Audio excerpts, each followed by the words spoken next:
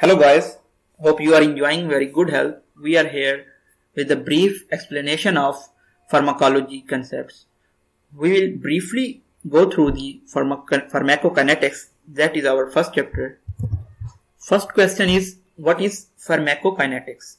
Pharmacokinetics is what the body does to the drug versus the pharmacodynamics, that is what the drug does to the body. First step is the drug administration.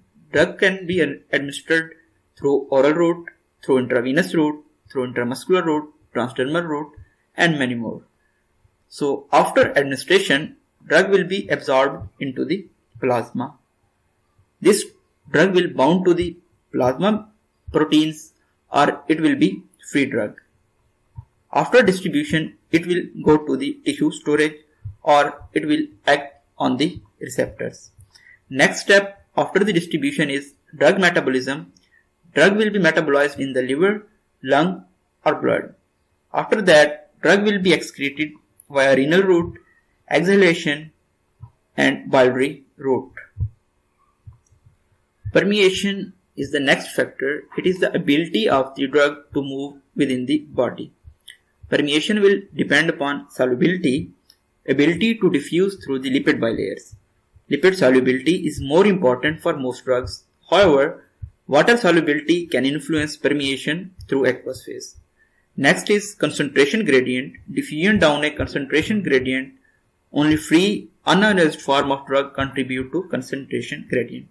Third step is surface area and vascularity. The larger the surface area and greater the vascularity, the better the absorption of the drug into the systemic circulation.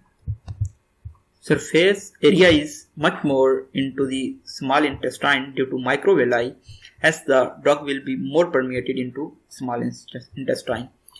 If we see the vascularity, drug will be more permeated into the muscle cells because these are more vascular as compared to the fat cells. Next step is ionization. Most drugs have groups that can be ionized. Many drugs are weak acids or weak bases and can exist in either non-ionized or ionized forms in equilibrium, depending on the pH of environment and the pK. What is pK? pH at which the molecule is 50% ionized and 50% non-ionized. Only the non-ionized, uncharged form of the drug can cross biomembranes. Ionized form is better renally excreted because it is water soluble. In a nutshell, for weak acids and weak bases, ionized form is water soluble while non-ionized form is lipid soluble. As one can see, weak acids will cross the membrane more easily and non-ionized form crosses the membrane while ionized form is better cleared. Some example of weak acid drugs are aspirin, penicillins, cephalosporins, loop and thiazide diuretics. While example of weak bases are morphine, local anesthetics, amphetamine and PCP. From this graph where on x-axis pH minus pK is placed and on y-axis percentage non-ionized form, it can be seen that non-ionized form is not renally cleared while ionized form is more conveniently cleared from the blood plasma. If pH value is less than pKa, then it will shift towards the minus, that is acidic environment. If pH value is more than pK, it will shift towards the right side, that is basic environment. pH of stomach is 1 to 2, small intestine is 6, pH of blood is 7.4 and urine is 5 to 8. This is the pH scale from 0 to 14. Above 7 is basic pH while below 7 is acidic pH. It is known fact that ionization increases renal clearance of drugs. Only free unbound drug is filtered. Both ionized and non-ionized form of drugs are filtered. Only non-ionized forms undergo active secretion and active or passive reabsorption. Ionized forms of drugs are trapped in the filtrate. If a patient comes with amphetamine or PCP overdose, then acidification of urine is necessary.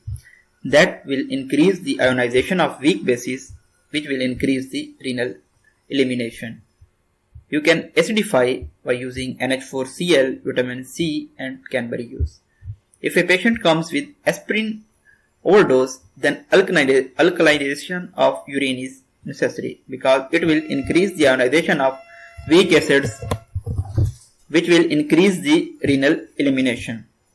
So for alkalization of urine, sodium bicarbonate or acetozolamide can be used.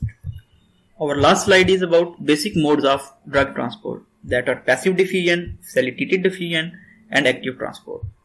Direction is down gradient in passive and facilitated diffusion, while it is against the gradient in active transport. While active transport and facilitated diffusion are carrier and saturable. In down gradient, in passive diffusion, no energy is required along with the facilitated diffusion. In active transport, energy is also required along with the carrier and saturable. Thank you so much. It was all about today's lecture.